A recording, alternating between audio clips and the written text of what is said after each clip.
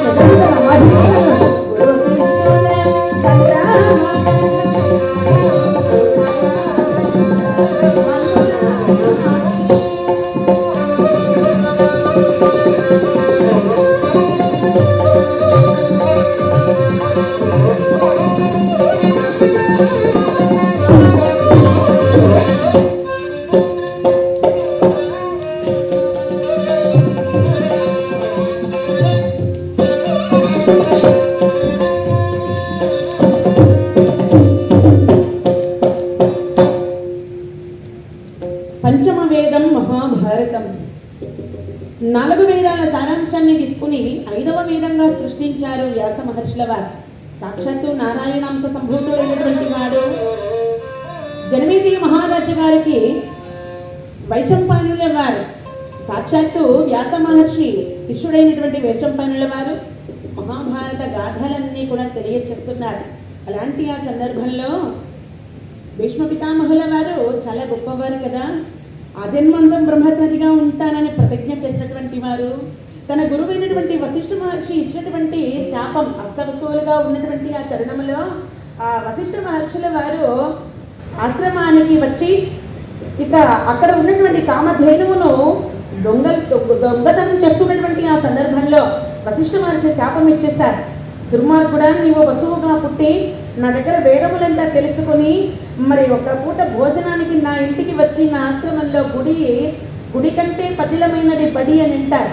అలాంటి ఈ గురుకులంలో అద్భుతమైనటువంటి విద్యాభ్యాసం అంతా కూడా అభ్యసించి ఈరోజు నీవు దొంగతనము చేయడానికి ఒడిగట్టావు కనుక నీవు భూలోకమున మానవుడిగా జన్మించదువుగాక. ఏ భార్య కోసమైతే ఏ వ్యామోహంతోనైతే ఇంత దొంగతనము చేయడానికి ఒడిగట్టావో అలాంటి ఆ స్త్రీ వ్యామోహము కనీసము నీ జీవితంలో ఎప్పటికీ రాకుండా పోవుగాక అని శాపాన్ని ఇచ్చారు. ఆ శాపాన్ని కూడా వరంగా మార్చుకున్నటువంటి వాడు భీష్మాచార్యుల వారు.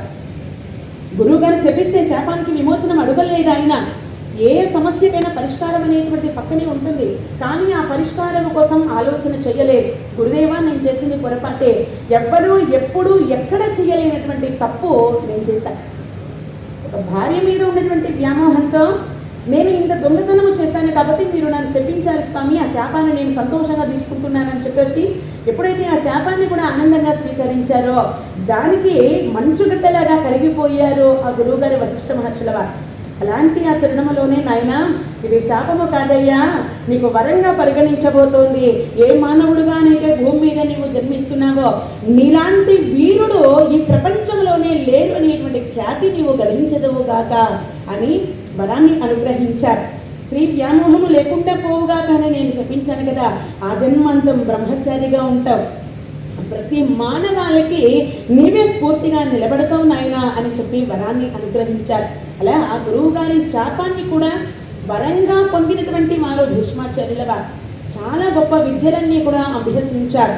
వశిష్ఠ మహర్షుల వారి దగ్గర వేద శాస్త్రము, అదేవిధంగా పరశురాముల వారి దగ్గర ధనుర్విద్య, బృహస్పతుల వారి దగ్గర జ్యోతిష్ శాస్త్రము, అదే ప్రకారంగా పాతాళ లోకంలో రాక్షస గురువైనటువంటి శుక్రాచార్యుల వారి దగ్గర శుక్రనీతిని అంతా కూడా నేర్చుకుని అజేయుడయ్యాడు.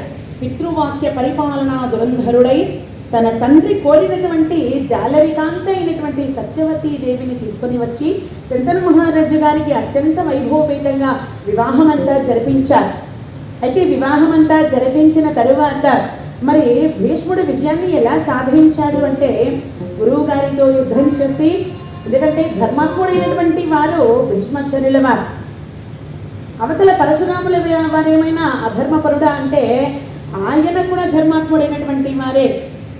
ధర్మము రెండూ కలిస్తే మరి ఏది గెలుస్తుంది అని అంటే ఎక్కడో ఒక చోట రవ్వంతైనా సరే మరి ఆ నమ్మకం అనేటువంటిది పోగొట్టుకునేటువంటి వారు ఉంటారు కదా.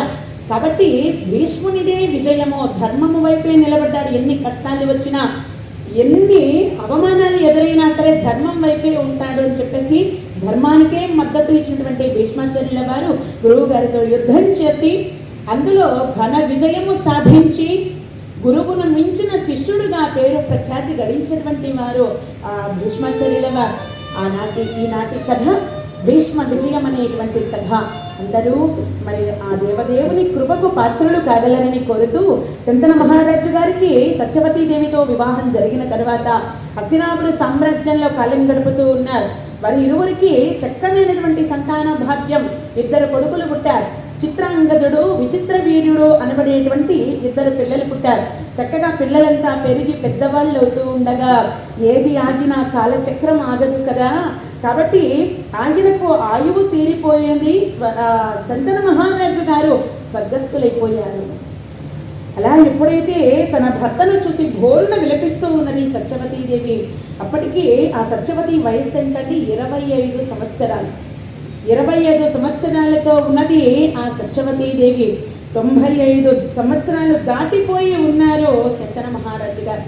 ఎక్కడ 95 సంవత్సరాలు, ఎక్కడ 25 సంవత్సరాలు?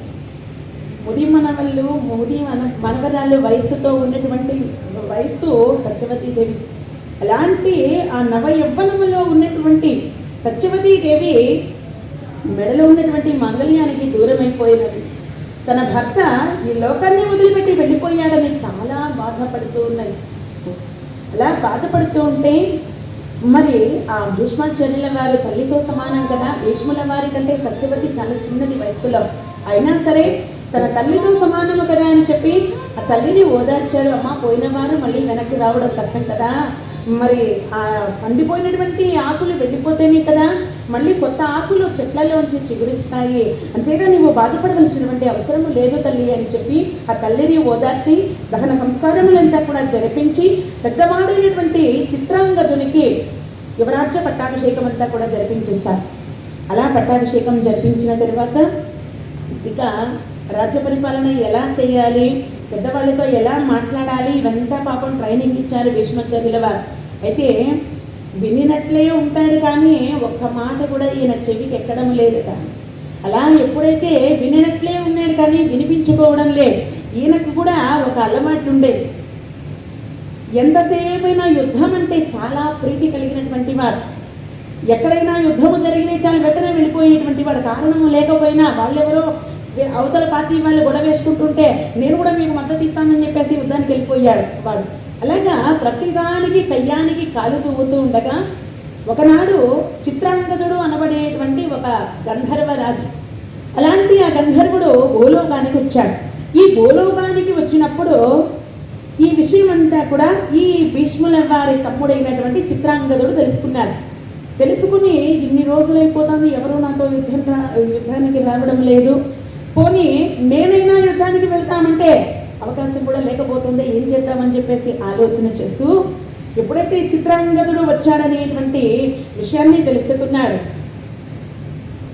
అలా ఎప్పుడైతే తెలుసుకున్నాడో వెంటనే వెళ్ళిపోయాడండి.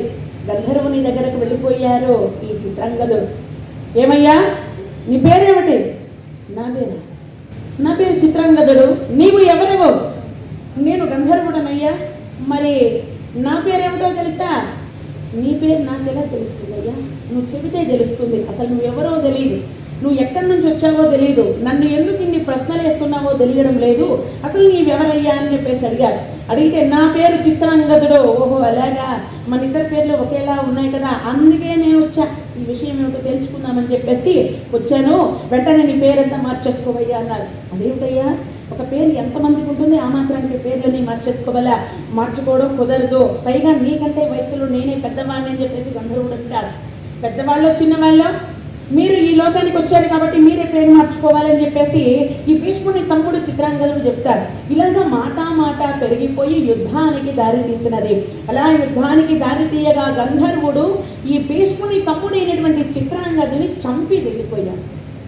ఎప్పుడైతే ఇలా భీష్ముని తమ్ముడు చిత్రాంగదుడు మరణించాడో సత్యవతి ఇంకా బాధపడిపోయింది. నిన్న కాకుండా మొన్నటి రోజున మీ తండ్రి గారు పోయారు నాయన, ఇప్పుడు మళ్ళీ నువ్వు పోయావా, ఈ ప్రపంచంలో ఇక నాకంటూ నాకు పుట్టినటువంటి వారంటే ఎవరున్నారా, నాకు తోడు ఎవరూ లేదు కదా నాయన, నువ్వు కూడా నన్ను వదిలిపెట్టేసి వెళ్ళిపోయావా అని చెప్పి చాలా బాధపడినది. అలా బాధపడగా మళ్ళీ వెంటనే భీష్ముల వారు ఓదార్చారమ్మా, పోయిన వాళ్ళు మళ్ళీ రారు కదా, కర్మఫలం ఎలాంటి వాళ్ళైనా సరే అనుభవించి తీరవలసిందే కదా, కాబట్టి అమ్మ బాధపడకు తల్లి అని చెప్పి ఇక ఆ తమ్మునికి కూడా దహన సంస్కారములంతా కూడా జరిపించి ఇక చిన్నవాడైనటువంటి విచిత్ర వీర్యునికి పట్టాభిషేకం అంతా కూడా జరిపించాడు. ఈయన పరిపాలన చేస్తున్నాడు. ఎప్పుడైతే అలా ఆ చిన్నవాడు విచిత్ర వీర్యునికి పట్టాభిషేకం జరిపించారో పెద్దవాడైన ఈ యుద్ధాల మీద ప్రీతి ఉండేది కాబట్టి అప్పుడప్పుడు ఎవరితోనైనా యుద్ధానికి వెళ్ళేవాడు, ఆ యుద్ధ క్రమంలోనే చచ్చిపోయాడు. ఇక చిన్నవాడు ఎలాంటి వాడు కాదు, ఎవరైనా అందమైన అమ్మాయిలను చూశాడంటే ఇకంటే వాళ్ళ పని అధోగతే. కోట మీద నిలబడతాడైనా ఎవరు మహారాజు గారు వెంటనే పిఏని కూడా పిలుస్తారు, పర్సనల్ అసిస్టెంట్ని. ఎవరైనా అమ్మాయిలు అలా ఆ దారిలో వెళ్తూ ఉన్నారు అంటే ఆ అమ్మాయి బయోడేటా మొత్తం అంతా కూడా కావాల్సిందే, అమ్మాయి డేట్ ఆఫ్ బర్త్, అమ్మాయి ఏం చదువుతోంది, ఏ కాలేజీలో చదువుతోంది, వాళ్ళ అమ్మా నాన్న ఎవరు, వాళ్ళు ఏ కాలనీలో ఉంటున్నారు, మొత్తం అంతా బయోడేటా మొత్తం అంతా స్వీకరిస్తారు. తీసుకున్న తర్వాత ఇక వాళ్ళ జీవితాన్ని కూడా విచ్ఛిన్నము చేసేటువంటి దౌర్భాగ్యపు బుద్ధి ఉన్నది ఈ విచిత్ర వీరుడికి. ఎప్పుడైతే ఇంత నీచంగా ఆలోచన చేస్తున్నారో రాజ్యంలో ఉన్నటువంటి ఆడబిడ్డల తల్లిదండ్రులంతా వచ్చి భీష్ముల వారికి మొరపెట్టుకున్నారు. చంద్రవంశంలో ఇంత నీచమైనటువంటి బుద్ధి కలిగినటువంటి వారు, స్త్రీ వ్యామోహంతో కొన్ని జీవితాలను నాశనము చేసేటువంటి వారు ఇప్పటి వరకు ఎవరు పుట్టలేదు. భీష్మాచార్య, మీ తమ్ముడితోనే అది ప్రారంభం అవుతోంది. మొలక ఎత్తినప్పుడే దాన్ని తుంచేస్తే అది చెడు పదార్థం అని భావించిన తర్వాత వెంటనే దాన్ని తీసేస్తేనే పద్ధతిగా ఉంటుంది, లేకపోతే ఈ రాజ్యం అంతా కూడా విచ్ఛిన్నమైపోతుంది అని చెప్పి అక్కడ ఉన్నటువంటి వారంతా కూడా తెలియజేశారు. మంచిగా చెప్పారు, తిట్టారు, అయినా సరే విచిత్ర వీర్యునిలో మార్పు రాలేదు. చావ కొట్టేశాడండి భీష్మాచార్యుల వారు.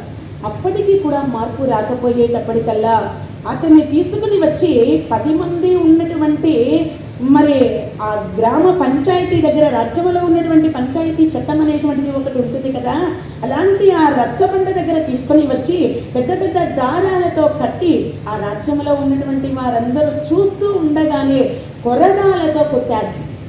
ఎంత కొట్టినా కూడా అతనిలో మార్పు రాలేదు.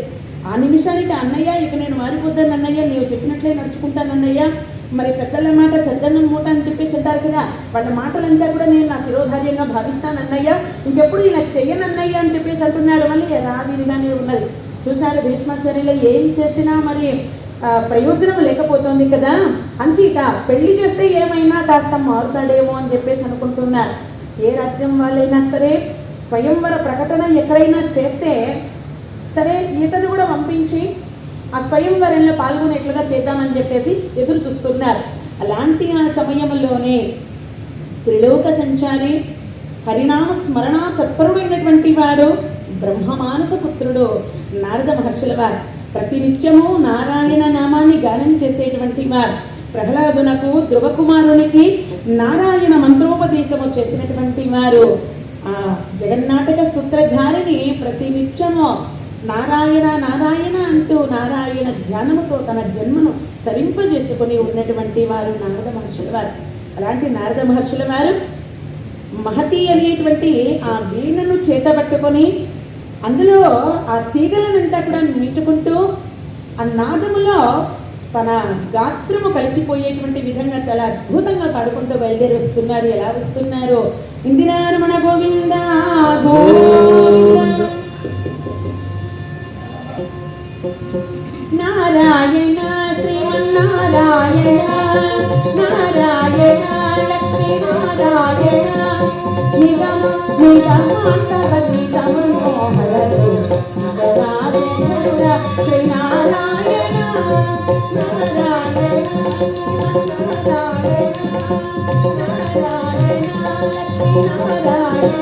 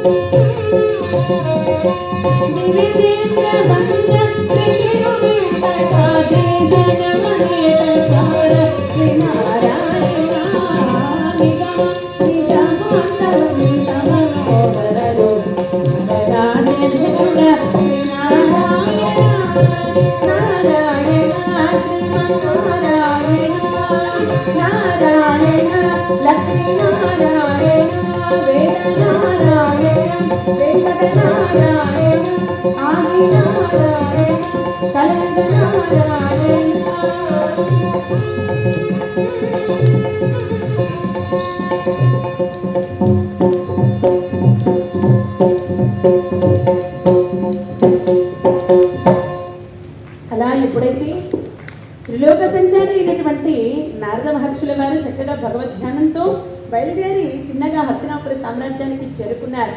పెద్దవాళ్ళు వస్తే లేచి నమస్కరించడము మన సంప్రదాయం. హిందూ సనాతన ధర్మం అయినటువంటిది. ధర్మో రక్షతి రక్షిత. ధర్మాన్ని మనము రక్షిస్తే ఆ ధర్మమే మనల్ని రక్షిస్తుంది అని అంటారు. అలాగా ఆ నారద మహర్షుల వారు రాగానే భీష్మాచార్యుల వారు వీరంతా కూడా ఎదురు వెళ్ళి మరి ఆ మహర్షుల వారిని చక్కగా లోనికి ఆహ్వానిస్తున్నారు. త్రిలోక సంచారులు క్షణికమైనటువంటి ఆ సమయం కూడా ఊరకే ఉండక అనేకమైనటువంటి లోకాలనంతా కూడా సందర్శిస్తూ ఉంటారు కదా స్వామి. మీరు వెళ్ళాలంటే మరి ఏదైనా సరే ఎంట్రీ టికెట్ ఏమైనా కానీ లేకపోతే అపాయింట్మెంట్ ఆర్డర్ కానీ ఏది అవసరం లేదు కదా. ఎక్కడికి వెళ్ళాలనుకున్నా సరే మీరు వెళ్ళిపోతారు కదా. అలాంటి మీరు పనిగట్టుకుని ఇంత దూరం వచ్చారు అంటే మా అందరికీ చాలా సంతోషంగా ఉన్నది.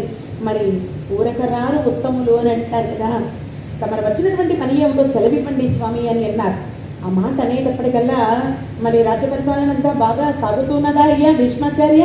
అన్నీ భగవంతుని కరుణ వల్ల. ఏదో నేను బాగా చదువుకున్నానండి, మా నాన్నగారు నన్ను ఒక ప్రయోజకుడిని చేశారు, మా అమ్మ నన్ను చాలా బాగా తీర్చిదిద్దింది అని చెప్పి ఇలా గర్వపు మాటలు మాట్లాడలేదు. మనిషికి ఉండవలసింది మమకారం, ఉండకుండా ఉండాల్సింది అహంకారం. అలాంటిది ఆ మమకారముతో మాట్లాడుతూ ఉన్నారు. భగవంతుని కరుణ వలన రాజ్య పరిపాలన సమంజసంగానే సాగిపోతున్నది. నా తమ్ముడైనటువంటి విచిత్ర వీరుడు సింహాసనాన్ని అధిష్ఠించాడు కదా, నేను పరిపాలన చేస్తున్నాను. ఒడిదుడుకులు ఏదైనా ఉంటే వారికి సలహా నేనే ఇస్తున్నాను స్వామి అని చెప్పి వినయపూర్వకంగా అడుగుతూ ఉంటే, స్వామి ఇంతకీ మీరు వచ్చిన పని ఏమిటో చెప్పనే లేదు. దానికే వస్తున్నానయ్యా. మీ తమ్మునికి ఏమైనా పెళ్లి చేశావా? పెళ్లి చేస్తే మీరు లేకుండా నేను చేస్తానా స్వామి? ఇన్ఫర్మేషన్ మీకు ఆటోమేటిక్గా వచ్చేస్తుంది కదా, మెసేజ్ వచ్చేస్తుంది మీకు. మరి మీకు తెలియకుండా నేను నా తమ్ముడికి ఎలా చేస్తాను? మీ ఎరుకలో ఏదైనా ఒక సంబంధం ఉంటే చెప్పి పుణ్యం కట్టుకోండి, వాడికి కూడా నేను పెళ్లి చేయాలనుకుంటున్నాను అనేటప్పటికల్లా ఆ విషయం తెలుసుకుందామని ఇలా వచ్చానయ్యా. కాశీ మహారాజు గారు ఉన్నారు కదా, కాశీ రాజ్యాన్ని పరిపాలన చేస్తున్నారు. ఆయనకు 3 కూతుళ్ళు, అంబ, అంబిక, అంబాలిక. ఈ 3 కూతుర్లకు స్వయంవరం అంతా ప్రకటన చేశారు. అనేకమైనటువంటి రాజ్యాల పేర్లంతా చదువుతున్నారు అక్కడ ఉన్నటువంటి భటుల సేవకులు. అంగవంగ, కళింగ, కాశ్మీర, బర్బర, మహారాష్ట్ర, సౌరాష్ట్ర, కొంకణ, టెంకణ ఇలాంటి యొక్క రాజ్యముల పేర్లంతా కూడా చదువుతూ ఉన్నారు. ఎంత చదివినా హస్తినాపుర సామ్రాజ్యము పేరైతే వినిపించలే. ఇదేమిటి, ఒకవేళ నేనేమైనా పొరపాటుగా విన్నానా, ఒకవేళ వాళ్ళేమైనా చదవలేదా అనుమానం వచ్చి నేను మహారాజు దగ్గరికి వెళ్ళా. మహారాజా, అన్ని రాజ్యాల పేర్లు చదివారు కదా మీరు, మరి హస్తినాపురం పేరు వినిపించలేదే ఉండండి అని అడిగారు. అడిగేటప్పటికల్లా ఆయన సమాధానం ఏం చెప్పారో తెలుసా? ఆపు నారద, ఏమనుకుంటున్నావు నీవు? ఆ శంతన మహారాజు ఒక జాలరి కాంతను తీసుకుని వచ్చి పెళ్లి చేసుకున్నాడు. వారి రాజ్యము ఏనాడో వర్ణ సంకరం అయిపోయింది వారి వంశంతో సహా. అలాంటిది వారితోనే కదా మాకు కయ్యమంతా. కాబట్టి అన్ని రాజ్యాలకు వర్తమానం పంపించాను, కానీ ఒక హస్తినకు మాత్రం నేను వర్తమానం పంపించలేదయ్యా అన్నారు. ఆ మాట ఏమిటో కాస్త తెలుసుకుందామని ఇలా వచ్చానయ్యా అని చెప్పేసి అన్నారు. మరి ఇన్ని మాటలు మాట్లాడారు కదా, ఎలా ఉన్నారు మీరు? మీ రాజ్యం ఎలా ఉంది?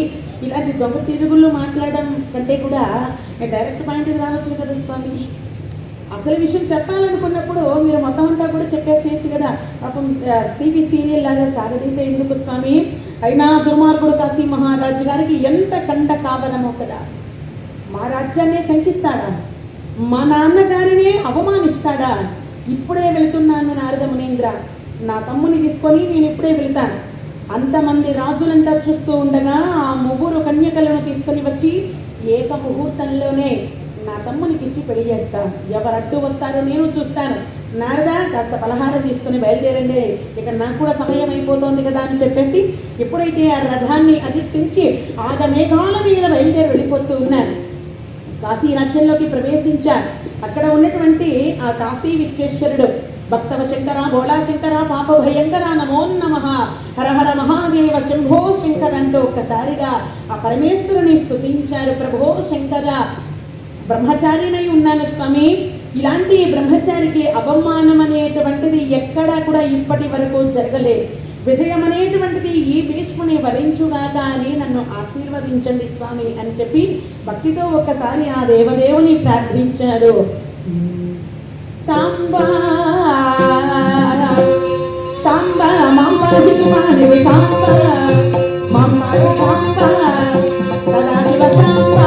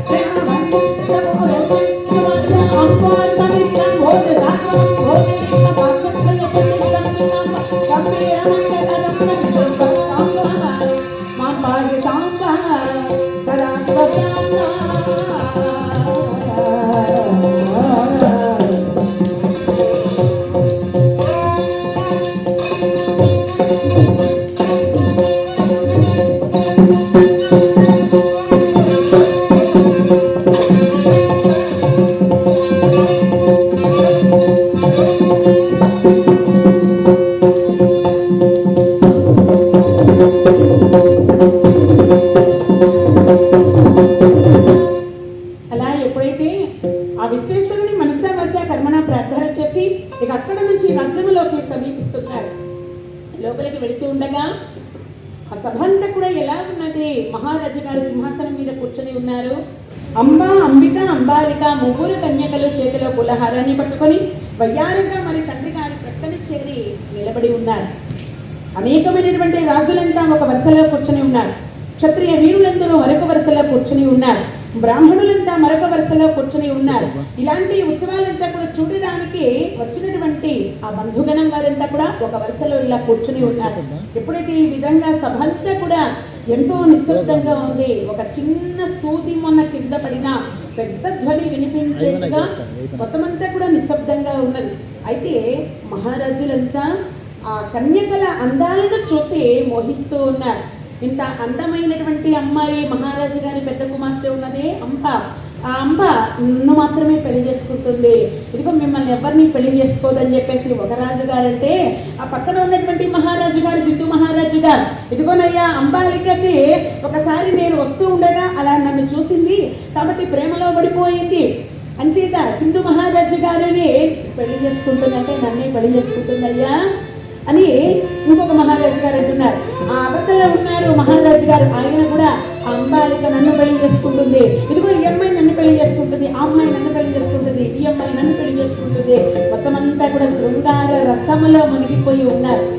అలా ఎప్పుడైతే ఉన్నారో అదే సమయానికి వచ్చి పడిపోయినది రౌద్ర రసం అనేటువంటి ఆ భీష్ముడు పడిపోయాడు. అలా ఎప్పుడైతే ఆ రౌద్ర రసం అనేటువంటి భీష్ముడు వచ్చాడో అప్పటికే స్వయంవరం ప్రారంభమైపోయింది. పులహారాన్ని పట్టుకొని ఉన్నారు ముగ్గురు కన్యకలు. అలా ముగ్గురు కన్యకలు పులహారాన్ని పట్టుకొని వెనకాల చెలికత్తెలంతా ఉన్నారు. ఈయన వంగదేశ మహారాజు గారు, ఈయన బెండదేశ మహారాజు గారు ఇలా అనుకుంటూ ముందుకు వెళుతూ ఉండగా అంబను ప్రేమించాడు సాల్వ భూపాలుడు. సాల్వుడంటే అంబకు ఇష్టం, అంబంటే సాల్వునికి ఇష్టం. మరికొద్ది క్షణాలలో ఇద్దరు కూడా ఒకటవబోతున్నటువంటి ఆ తరుణములోనే, ఎందుకంటే ఇది వరకు నుంచి ఎప్పటి నుంచో ఇష్టపడుతున్నారు. ఈ విషయం అంతా కూడా పెద్దలకు చెప్తే ఇంకా ఎక్కడి నుంచి ఏ గొడవలు వస్తాయో అని చెప్పి అందరూ బాధపడుతున్నారు. వీళ్ళందరూ బాధపడి ఇక బయటకు చెప్పలేము కదా, ఎలాగో మా నాన్నగారు స్వయంవరం అంతా కూడా ఏర్పాటు చేస్తున్నారు, అంచేత ఈ స్వయంవరంలో నీవు కూడా వచ్చావు అంటే పిలుపు అందకపోయినా సరే అందరికీ వర్తమానం పంపిస్తారు. ఒకవేళ పిలుపు అందకపోయినా సరే నువ్వు స్వయంవరానికి రా, ఈ స్వయంవరంలో నేను నిన్ను వరిస్తాను, అప్పుడు పెద్దలకు తెచ్చినటువంటి వివాహంలాగా మన ఇరువురికి కళ్యాణం అయిపోతుంది అని చెప్పి ఇద్దరు కూడా మాట్లాడుకొని పక్క ప్లాన్తోనే వచ్చారు వీళ్ళంతా కూడా. అలా ఎప్పుడైతే సల్వ మహారాజు గారి మెడలో ఆ హారం అంతా కూడా వేయబోతున్నటువంటి ఆ తరుణంలోనే కాశీరాజా ఒక్కసారిగా గట్టిగా అరిచాడు. ఏమిటిది? అలా వెనక్కు తిరిగి చూశారు అందరూ. ఏమిటిది? ఒక్కసారిగా హఠాత్తుగా భీష్ముడు అనేటువంటి వాడు రౌద్రవశం పడిపోయాడే, అసలు ఏం జరుగుతోంది ఇక్కడ? స్వయంవరం కదా జరుగుతోంది, ఇంత గట్టిగా ఎందుకు కేకలు పెడుతున్నాడు కదా అని చెప్పేసి ఆశ్చర్యంతో చూస్తున్నారు. చేతిలో పులహారం పట్టుకొని ఉన్నది అంబ, ఆ సాల్వుని మెడలో వేయబోతుండగా అలాగే వెనక్కు తీసేసినది. అలా వెనక్కు తీసి ఆ అవతల ఉన్నటువంటి ఆ భీష్ముల మరిని చూసినారు. చూడగానే ఆ భీష్ముడు అమాంతం ఒక్క దుముకుతో రథము దిగి వచ్చి, కాశీరాజా, మా వంశమంతా ఏనాడో వర్ణ సంకరం అయిపోయినదని పలికి బిడ్డ, అందుకే మాకు ఈ స్వయంవరానికి వర్తమానం అనేటువంటిది పంపించలేదట. నీవే కాదు, ఇక్కడ ఉన్నటువంటి వీరులందరూ చూస్తూ ఉండగా నీ కుమార్తెలను ముగ్గురును తీసుకుని వెళ్ళి నేను నా తమ్మునికిచ్చి వివాహము జరిపించకపోతే అసలు నేను భీష్ముడనే కాను అని చెప్పి, తమ్ముడు విచిత్ర వీర్య వెళ్ళి ఆ ముగ్గురు కన్యకలను తీసుకొని రావయ్యా అన్నారు. అనేటప్పటికీ పాపం ఆలోచిస్తున్నారు, ఎందుకంటే ఇదివరకు చాలాసార్లు అన్నగారి దగ్గర కోటింగ్ అయింది కదా, కాబట్టి ఇప్పుడు వెళ్ళి పబ్లిక్గా వాళ్ళ చేతులు పట్టుకుంటే ఏకంగా చేతులు కూడా నరికేస్తారేమో అని చెప్పేసి భయపడ్డాడు.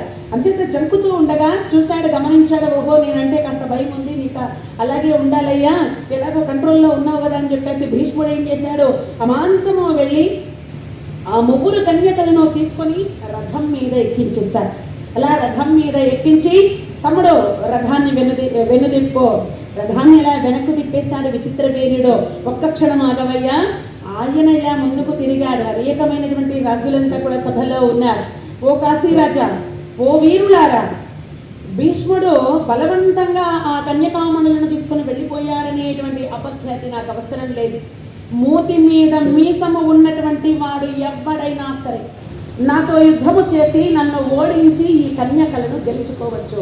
ఎవరైనా సరే మీరు వస్తారా నాతో యుద్ధానికి? మీరు రాగలరా? మీరా మీరా ఎవరైనా సరే నాతో యుద్ధానికి రండి. మీసమున్ననన్నట్టుడు మీలో సూరమ్మనుడు మీసమున్ననన్నట్టుడు మీలో సూరమ్మనుడు నా సమాధులను ఇలాంటి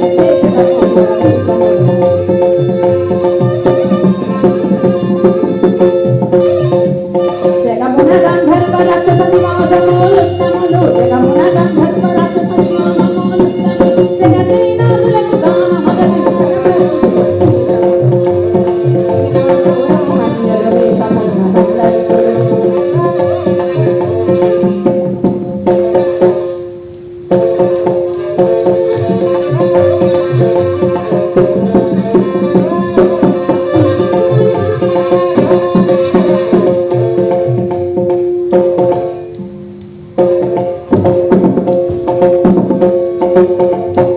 మూతి మీద మీసము ఉన్నటువంటి వాడు ఎవడైనా సరే నాతో వచ్చి యుద్ధం చెయ్యవచ్చు.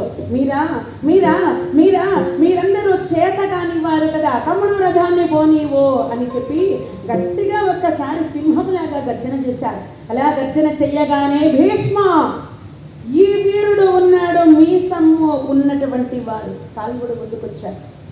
సాల్వుడు ముందుకు రాగానే అంబ తొందరగా వచ్చి, భీష్మ అతన్ని నేను ఇష్టపడ్డాను, మేము ఇరువురము కళ్యాణం ఆడాలని చెప్పేసి అనుకున్నామని ఒక్క మాట గనక చెప్పి ఉంటే అంబ బ్రతుకు గంగపాల ఏది కాదు కదా.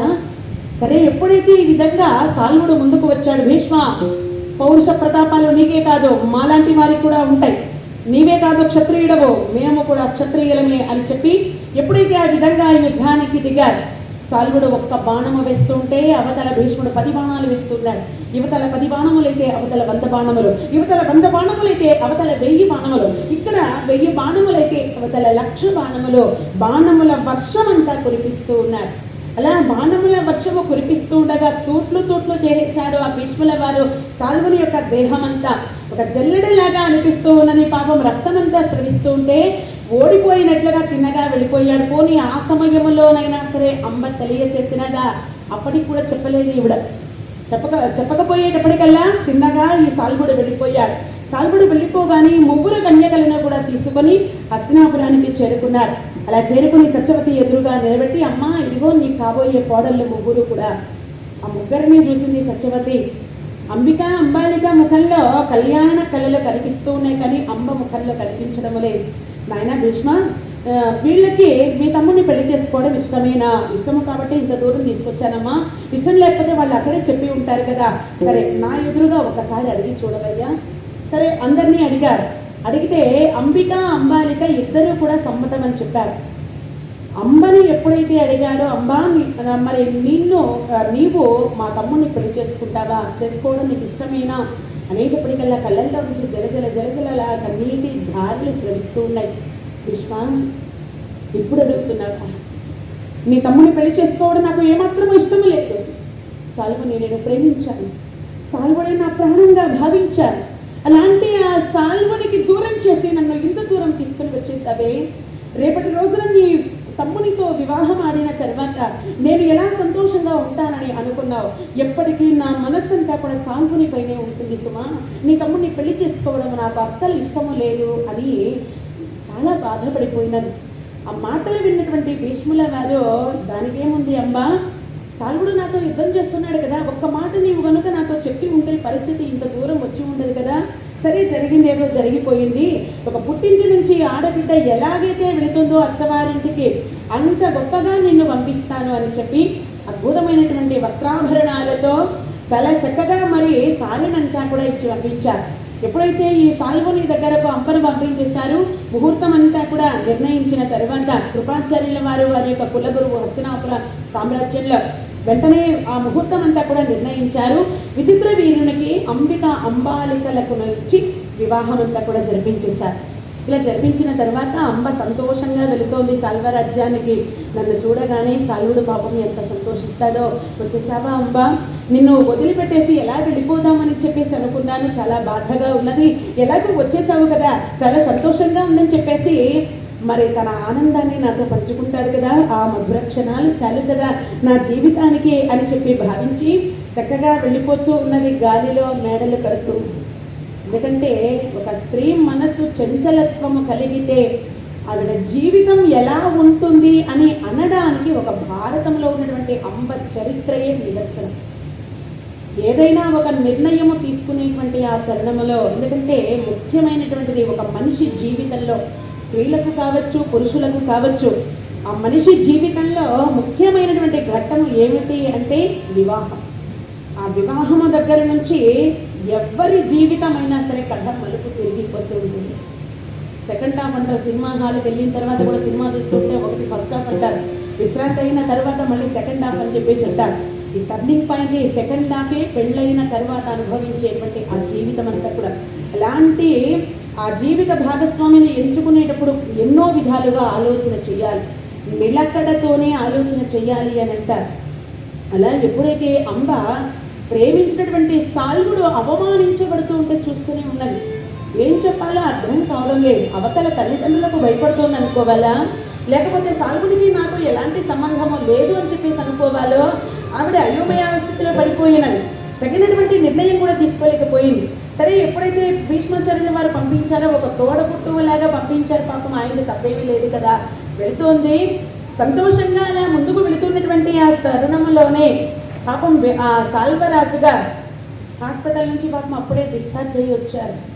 కాళ్ళు చేతులు ఒకవైపు అంతా మొత్తం అంతా కూడా కట్టి పెట్టేస్తున్నారు. అక్కడ ఉన్నటువంటి సేవకులంతా పరిచర్యలు చేస్తూ ఉన్నారు.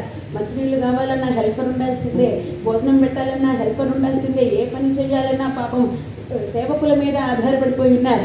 అలాంటి సాల్వుడు నిద్రపోతూ ఉండగా వచ్చినది అంబ. సాల్వా సాల్వా, నేను నీ ప్రేయసిని వచ్చేసాను సాల్వా. ఎవరక్కడ?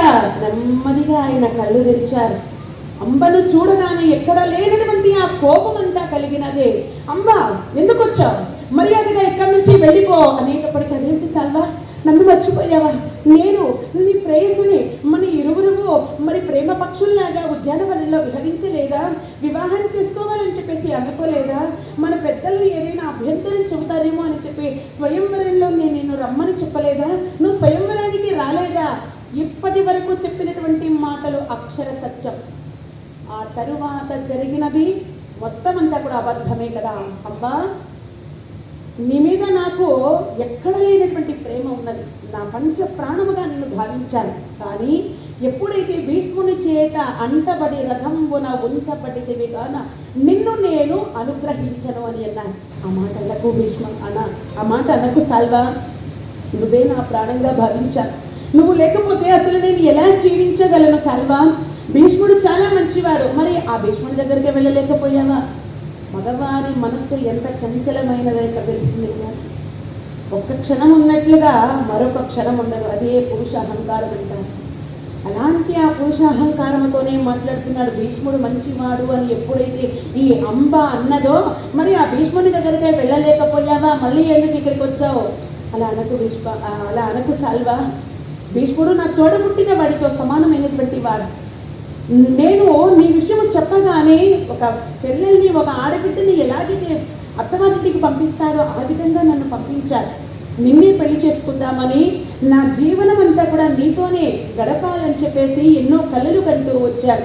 కానీ నీవు ఇలా మాట్లాడటమో భావ్యం కాదు సాల్వా అని చెప్పేసి అంటూ ఉంటే, మరి అంబా, నీ మీద నాకు ప్రేమ ఈ క్షణంలో లేదు, ఎప్పుడో చనిపోయినది అని చెప్పి చాలా బాధపడుతూ మర్యాదగా వెళ్ళిపో. ఇంకొక మాట కూడా నేను మాట్లాడలేను, నీవు కూడా మాట్లాడకు. ఎవరెక్కడ? భటుడు వచ్చాడు. మర్యాదగా ఈమెను బయటకు గట్టేసేయండి అనేటప్పటికీ, వద్దు సాల్వా, నా మీద అంత ప్రేమ నీవు చూపించకు, ఆ ప్రేమను నేను భరించలేను సాల్వా, నేనే వెళ్ళిపోతాను అని చెప్పి సరాసరి ఏం చేస్తున్నది, హస్తినాపురానికి వెళ్ళింది ఆవిడ.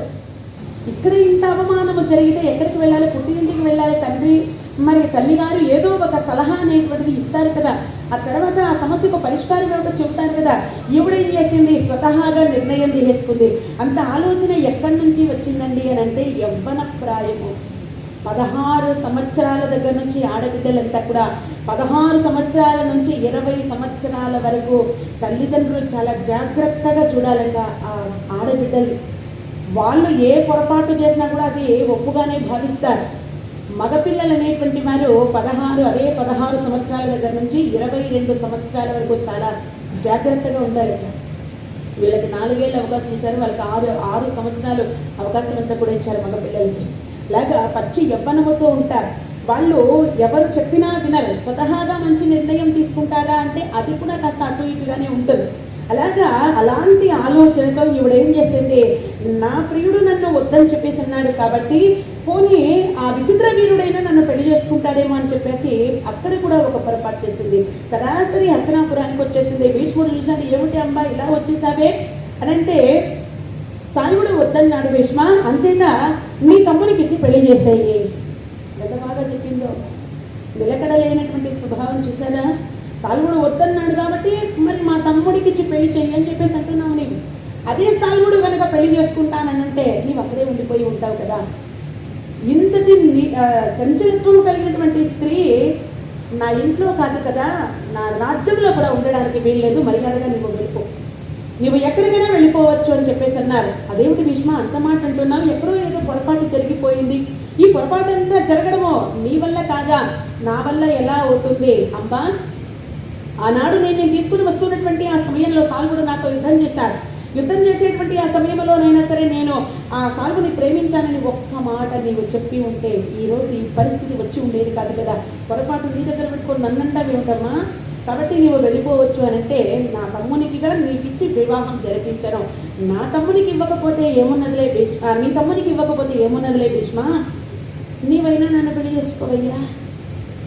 ఆయన కాకపోతే ఈయన, ఈయన కాకపోతే ఆయన, ఈయన కాకపోతే ఇంకొక ఆయన పాప అమెరికా నుంచి దిగుతాడు కొత్త ఆయన లాగా. వాళ్ళు వాళ్ళు అని చెప్పేసి అంటున్నావే, ఇంత నీచంగా ఎలా మాట్లాడగలుగుతున్నావు అంబా, ఇలాంటి వారికి నా రాజ్యంలో ఉండడానికి వీలేదు, మర్యాదగా వెళ్ళిపో అంబా అని చెప్పేసి ఒక్కసారి ఇలా గదమాయించగానే ఆగ్రహం కలిగింది అంబకు. భీష్మ, నీ కారణము చేత నా యవ్వనమంతా కూడా వృధా అయిపోతుంది. అటు ప్రేమించిన సాల్వుడు నన్ను కాదని చెప్పాడు, ఇటు నీ తమ్మునికి ఇచ్చి నన్ను పెళ్లి చేయలేకపోతున్నావు, దానికి తగినటువంటి పరిహారము నీవు తప్పకుండా చెల్లించవలసిందే సుమా అని చెప్పి చాలా బాధపడిపోతూ ఎటు వెళ్ళాలో తేల్చుకోలేనటువంటి ఆ స్థితిలో అరణ్యంలో కూర్చొని పరమేశ్వరుని గురించి తపస్సు చేస్తూ ఉన్నదట ఆవిడ. అలా తపస్సు చేస్తూ ఉంటే అక్కడ వచ్చిపోయేటువంటి మునీశ్వరులు, అక్కడే ఉన్నది సరస్వతి నది.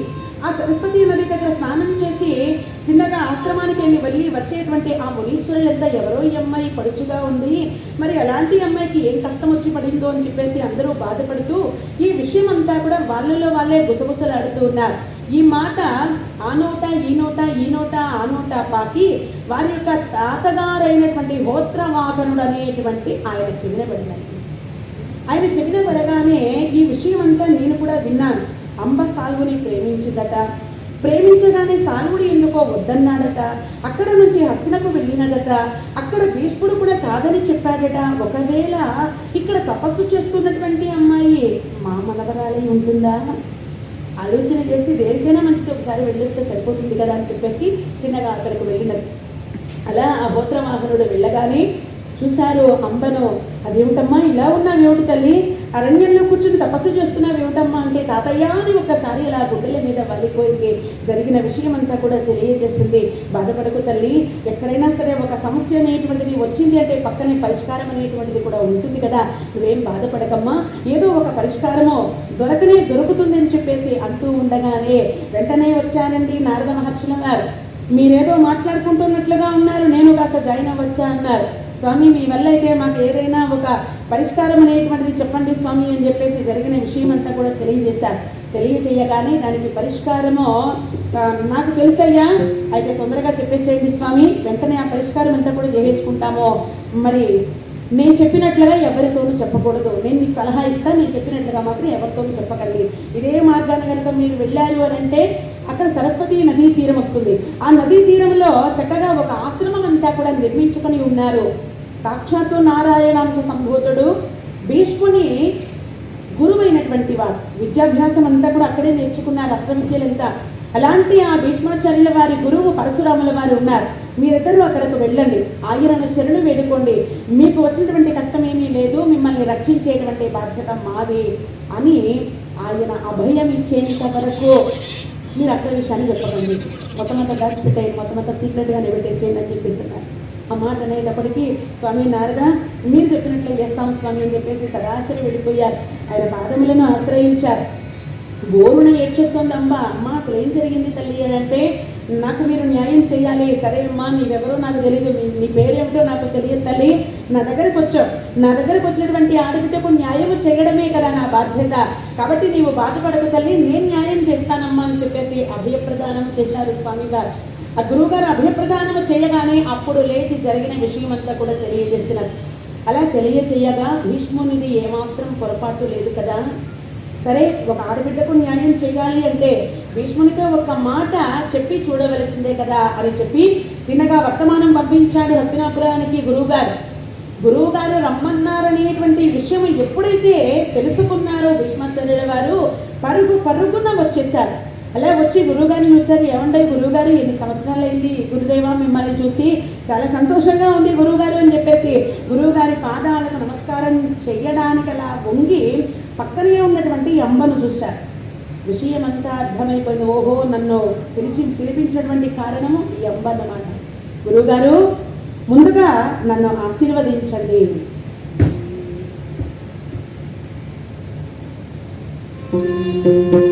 గురువరేణ్య తావక పల్లవ మృదు, గురువరేణ్య తావక పల్లవ మృదు, చరణములకినే నమస్తు. గురువరేణ్య తావక పల్లవ మృదు, చరణములకినే నమస్తు. గురువరేణ్య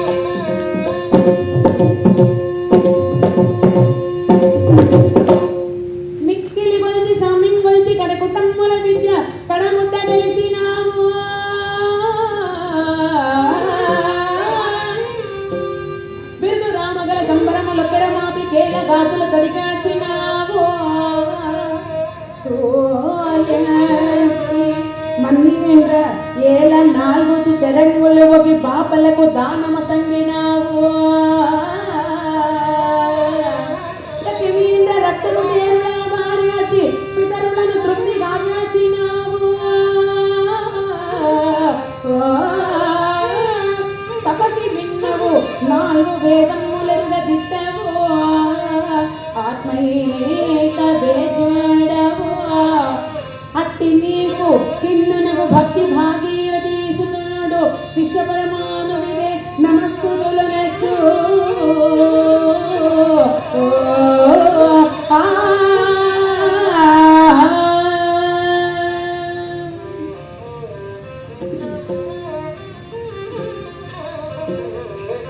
చాలా గొప్పవారు గురుదేవా. మీరు మీ గురించి వర్ణించాలి అంటే నాలాంటి వారి సామాన్య తరం కాదు సుమా, మీ దగ్గర నేను ధనుర్విద్యను అభ్యసించినటువంటి వాడను. పితృవాక్య పరిపాలన దురంధరులైనటువంటి వారు మీరు. మిమ్మల్ని నేను పాటించాను. మీ యొక్క జీవిత లక్ష్యం అంతా కూడా, మీ తండ్రి గారు అలా మరణిస్తే, మీ తల్లి గారు బాధపడుతూ ఉంటే క్షత్రియులందరినీ కూడా అంతం చేసేశారు కదా మీరు.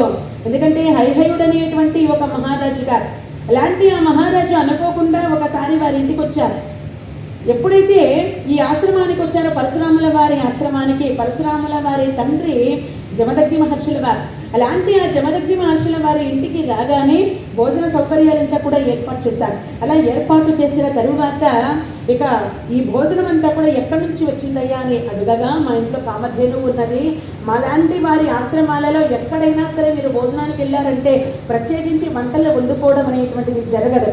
ఆ కామధేను గర్భములో నుంచి పవిత్రమైనటువంటి షట్రసోపేతమైన భోజనాలు ఎంత కూడా అందచేస్తుంది అనేటప్పటికీ ఈ కామధేను నేను తీసుకొని వెళ్ళిపోతానన్నారు. ఇద్దరికి మాట పెరిగి ఈ జమదగ్ని మహర్షిని హైహయుడు అనబడేటువంటి ఈ రాజర్షి చంపేశారు. చంపేటప్పటికీ రేణుకాదేవి పతివ్రతా శిరోమణి అయినటువంటిది కదా. కృతయుగే రేణుకా శక్తి, మరి త్రేతాయుగే సీతాశక్తి, ద్వాపరయుగే ద్రౌపదీ శక్తి, మరి కలియుగే గృహే శక్తి అని అంటారు పెద్దవాళ్ళు. ప్రతి ఇంట్లోనూ ఇల్లాలు చక్కగా కార్యేషు దాసి కరణేషు మంత్రి భోజ్యేషు మాత రూపేచ లక్ష్మి క్షమయా భరిత్ర షట్కర్మయుక్త కులధర్మ పత్ని అంటారు. ఇలాంటి 6 లక్షణాలు కలిగినటువంటి స్త్రీ ఏ ఇంట్లో అయితే ఉంటుందో ఆ ఇల్లంతా కూడా కలకలలాడుతూ నిత్య కళ్యాణం పచ్చ తోరణములాగా ఉంటుంది. ప్రత్యేకించి మనం మందిరాలకు వెళ్ళవలసినటువంటి అవసరం లేదు. ఆకలి గుని వచ్చిన నిరుపేదలకు అన్నం పెడితే చాలు, అదే పరమాత్మని సేవించినటువంటి ఫలితం అంతా కూడా మనకు కలుగుతుంది అని అంటారు. అలాంటి పతివ్రత శిరోమణి అయినటువంటిది రేణుకామాత. ఆ రేణుకామాత భర్త మరణించాడని చెప్పేసి గుండెలు బాదుకున్నది 21 సార్లు గుండె బాదుకున్నది. నా భర్త మరణించాడు, నా భర్త చచ్చిపోయాడు అని చెప్పేసి 21 సారి ఏడ్చిన కారణము చేత తల్లి దుఃఖము చూడలేకపోయాడు. ఆ తల్లి దుఃఖము చూడలేక ఇక వెంటనే ఆ క్షత్రియుల మీదకు దండెత్తి వెళ్ళిపోయాడు. ఎన్నిసార్లు వెళ్ళాడండి? 21 సారి వెళ్ళాడు. 21 సారి వెళ్ళి ఆ క్షత్రియులు అనేటువంటి వారు లేకుండా చేసేసారు. స్వామి, అంత గొప్ప వాళ్ళు మీరు, పితృవాక్య పరిపాలన దురంధరుడు, మీరంత గొప్ప వాళ్ళు. అంటే ఈ తల్లిగారి కోరిక తీర్చారు, మరి మీ నాన్నగారి మాటను కూడా నిలబెట్టారు. అది ఎలా జరిగింది, అది ఎలా సాధ్యమైంది అని చెప్పేసి అంటే, రేణుకాదేవి ప్రతిరోజు నదీ స్నానానికి వెళుతుంది. ఆ నదిలో స్నానం ఆచరించి అక్కడ ఉన్నటువంటి పచ్చి ఇసుక చేత, ఎలాంటి నీటిని కూడా స్వీకరించక, ఆ పచ్చి ఇసుక చేత ఆ పాత్ర అంతా కూడా, ఒక కుండ అంతా కూడా సిద్ధము చేసి అందులో నీళ్ళంతా కూడా తీసుకొని వచ్చి భర్తకి ఇచ్చేది. ఆయన చేసేటువంటి యజ్ఞ యాగాదులకంతా కూడా దీన్ని ఉపయోగించేటువంటి వారు. ఇలా అనుకోకుండా ఒకరోజు స్నానం చేస్తూ ఉండగా ఈ గగన భాగాన ఎవరో ఒక మహారాజు అలా విమానములో వెళ్తూ ఉన్నారు. ఈ విమానములో వెళుతూ ఉన్నటువంటి కారణము చేత ఆమె అలా చూసినది. అలా చూసి ఏమనుకున్నది, అలా గగన భాగంలో ఎవరో రాజు వెళుతున్నారు, అలా నేను కూడా వెళితే ఎంత బాగుందో కదా. ఇంక అన్యమైనటువంటి భావన రాలేదండి. ఎందుకంటే ఒక్క రేణుకాదేవికే కాదు, వివాహము జరిగిన తరువాత ఏ స్త్రీకి కూడా భర్త స్థానాన్ని ఇంకొకరికి ఇవ్వదు. ఆలోచన కూడా ఏ స్త్రీకి రాదు, రాకూడదు కూడా. కాబట్టి ఆవిడ ఏమనుకున్నది, గగన భాగాన అలా ఎవరో మహారాజు ఉపరితలం మీద అలా తిరుగుతూ ఉంటే నేను కూడా అలాంటి విమానములో ఉంటే బాగుండు కదా అని ఒక్క ఆలోచన మాత్రమే వచ్చినది. పాతివ్రత్యానికి అప్పుడే కలిగింది మొత్తంతా. ఆ రోజు ఎంత ప్రయత్నము చేసినా సరే ఆ పాత్ర సిద్ధం కావడం లేదు, ఏం చేయాలో అర్థం కావడం లేదు. తిన్నగా వెళ్ళిపోయింది. ఎంతగానో ప్రయత్నించి విఫలమై వెళ్ళిపోయింది ఆవిడ. ఇలా వెళ్ళిపోయేటప్పటికల్లా జమదగ్ని మహర్షి అడిగారు, ఏం దేవి మరి పాత్ర తీసుకొని రాలేదే అని అంటే, స్వామి ఈరోజు ఎందుకో పాత్ర అనేటువంటిది సిద్ధం కాలేదు స్వామి, ఏం పొరపాటు జరిగిందో నాకైతే తెలియడం లేదు అనేటప్పటికల్లా ఆయన దివ్య దృష్టితో చూశారు. ఈ వ్యామోహం అనేటువంటిది ఉన్నది కదా. మనలాంటి మహర్షులకు ఆశ్రమవాసము జరిపించేటువంటి వారికి వ్యామోహాలు ఉండకూడదు. నగలు పెట్టుకోవాలి, పట్టు చీరలు కట్టుకోవాలి, చక్కగా అలంకరణలు చేసుకోవాలనేటువంటి కోరికలు అసలు ఉండకూడదు. కానీ నీకు ఆలోచన వచ్చినది కాబట్టి ఇక నీవు ఈ ఆశ్రమంలో ఉండడానికి అర్హత లేదు అని చెప్పి ఆ చేతిలో ఉన్నది గొడ్డలి. ఆ గొడ్డలి పట్టుకొని 5 మంది కుమారులను కూడా పిలిపించారు. ఈ 5 మంది కుమారులు ఎవరండి? రమన్వతుడు, వసువు, విశ్వవసువు, సుషేనుడు, పరశురాముడు. ఈ 5 మంది సంతానం, ఈ 5 మందిని కూడా పిలిపించారు, గొడ్డలని ఇచ్చారు, మీ తల్లిని వెంటనే నరికేసేయండి అని చెప్పేసి. ఆ 4 బిడ్డలు, తల్లిని మించిన దైవం లేదు నాన్నగారు, మా అమ్మని చంపడం అంటే ఆ దైవాన్ని దూషణ చేయడమే, మాకైతే ఈ పాపాన్ని అంటగట్టకండి అని చెప్పేసి ఎవరికి వాళ్ళు వెళ్ళిపోయారు వెనక్కి. అలా వెళ్ళిపోయేటప్పటికీ 5వ వాడైనటువంటి పరశురాముడు ఏం చేశాడు, ముందు వెనుకల ఆలోచన చేయలేదు. నాన్నగారు మీరు చెప్పారు కాబట్టి మీ మాటే నా శిరోధార్యం అని చెప్పేసి ముందు వెనుకల ఆలోచన చేయకుండా గొడ్డలు తీసుకుని మాత్రం ఒక్కసారి అలా నరికివేశాడు. అలా నరికివేయగానే తల ఒకవైపు, మొండె భాగం ఒకవైపు పడిపోయి ఉన్నది. ఆ ప్రాణము గిలగిలా కొట్టుకుంటూ ఉన్నది. చాలా సంతోషంగా ఉందిరా పరశురామ, ఈ సంతోష సమయంలో నీకేం వరం కావాలో కోరుకోవయ్యా అన్నారు. ఆ వరం కావాలో కోరుకోవయ్యా అని అనేటప్పటికల్లా వెంటనే ఈ పరశురాముడు ఏమంటాడు, నాన్న పెద్దల మాటకు విలువనిచ్చి నేను నా తల్లిని చంపేశాను ముందు వెనుకలో ఆలోచన చేయకుండా. కానీ ఎంతటి వాడైనా సరే ఢిల్లీకి రాజైనా తల్లికి కొడుకే కదా, ఆ తల్లి లేకపోతే ఏ బిడ్డడో ఉండరు నాన్నగారు. కాబట్టి మీరు నాకు ఇచ్చేటువంటి వరం ఏమిటి అంటే మరణించినటువంటి నా తల్లిని మళ్ళీ బ్రతికించండి అని చెప్పేసి అన్నాడు. సద్భాష, మీలాంటి మళ్ళీ ప్రపంచంలో ఎవరైనా ఉంటారా? పితృవాక్య పరిపాలన దురంధరుడు అనేటువంటి ఖ్యాతి నీవు గడించుగాక అని చెప్పి వరాన్ని అనుగ్రహించారు. అలా ఎప్పుడైతే మరణించినటువంటి ఆ రేణుకాదేవిని మళ్ళీ బ్రతికించారు. అలా బ్రతికించారు కాబట్టి మళ్ళీ లేచింది స్వామి, నాలో ఉన్నటువంటి అహమంతా కూడా మోహం అనేటువంటి పాశము వెడలిపోయినది స్వామి, నన్ను క్షమించండి అని అంటే, నీ గురించి నాకు తెలియదా, కృతయుగం అంతా కూడా ఇంత ధర్మంగా నిలబడింది అంటే పాతివ్రత్య మహిమ వల్లే, నీ పాతివ్రత్యం వల్లే కదా ఇలా నిలబడినది. నీలో ఉన్నటువంటి మోహాన్ని మాత్రమే నేను ఖండించాను, నీవు ఎప్పటికీ కూడా నా నుంచి వేరు కావు సతీ అని చెప్పి అలా ఒక్కసారి ప్రేమతో గుడ్డెలకు హత్తుకున్నారు ఆ రేణుకాదేవిని జమదగ్ని మహర్షుల వారు. కాబట్టి గురుదేవా, మీలాంటి వారు చాలా గొప్పవారు కదా, అలాంటి మీరు ఈ విధంగా నన్ను పిలిపించారంటే చాలా సంతోషంగా ఉంది. కాకపోతే ఒక్క విషయం మాత్రం, మీరు చాలా గొప్పవాళ్ళని చెప్పేసి అన్నారు కదా, ఎవరైనా సరే మీ దగ్గరకు వచ్చి వాళ్ళ విషయాలు ఏమీ చెప్పకుండా మరి నన్ను రక్షించండి అని చెప్పేసి అన్నారు అని అంటే మంచుగడ్డలాగా కలిగిపోతారు. ఆవిడ ఏం చెప్పుకుంటుందో నేను ఆ మాత్రమో తెలుసుకోలేనని అనుకుంటున్నారేమో. ఆవిడ మనసు చంచలమైనటువంటిది. నిలకడగా ఉంటే వారి మాట ఎలా ఉంటుందో మనం చెప్పగలం. ఉదాహరణకు నిజం చెప్పేటువంటి వాళ్ళ కళ్ళల్లో ధైర్యం కనిపిస్తుంది, అదే అబద్ధం చెప్పేటువంటి వాళ్ళ కళ్ళల్లో ఏమాత్రము ధైర్యం కనిపించదు, ఆ పెదవులు కాస్త వణుకుతూ ఉంటుంది. అది ఎప్పుడైనా గమనించండి. ఇదంతా కూడా భారతంలో నిక్షిప్తం చేసినటువంటి విశేషాలు. ఇదంతా కూడా వాళ్ళు అబద్ధం చెబుతున్నారని అప్పుడే మనకంతా కూడా తెలిసిపోతుంది.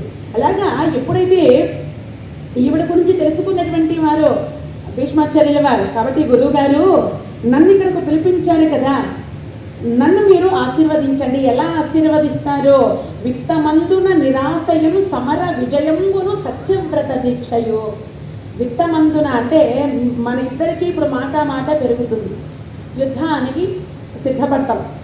మీరు ఒక మాట అనడం, నేను ఒక మాట అనడము, నేను కాదు అనడం, మీరు అవును అనడము, ఇద్దరికి మాట పెరిగి యుద్ధం అనేటువంటిది జరుగుతుంది.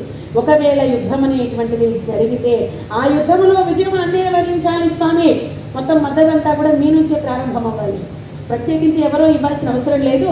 మొత్తం అంతా కూడా మీ ఆశీర్వాదం ఉంటే నేను ఈ ప్రపంచాన్ని జయించేస్తాను స్వామి, అలాంటి ఆశీస్సులు మాకు అందచేయండి తండ్రి అని చెప్పి ఎప్పుడైతే ఆ పాదాలకు నమస్కరించారో విజయోస్తు 75 మార్కులు పడిపోయిందంట.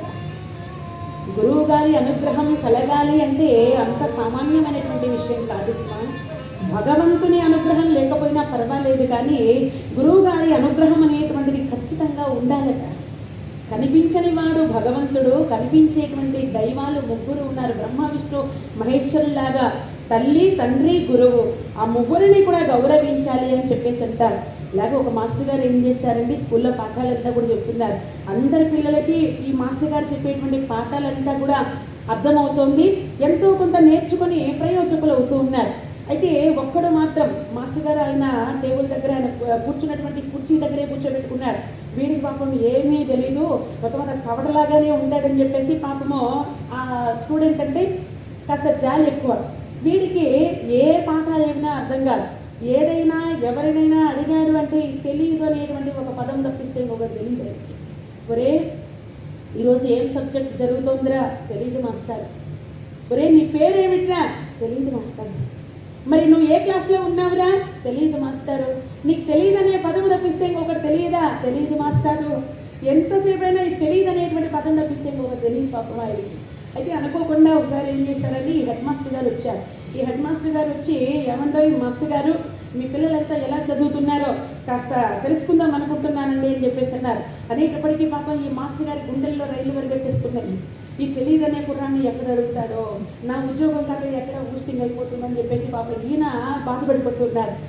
అడగండి హెచ్ఎం గారు, మీ ఇష్టం, మీరు ఏదైనా సరే అడగండి, పిల్లలంతా టకటకటకం మన సమాధానం చెప్పేస్తారని నేను చెప్పేసి అంటున్నారు. ఈ పైకి మాట్లాడుతున్నాడు కానీ లోపల మాత్రం భయమే.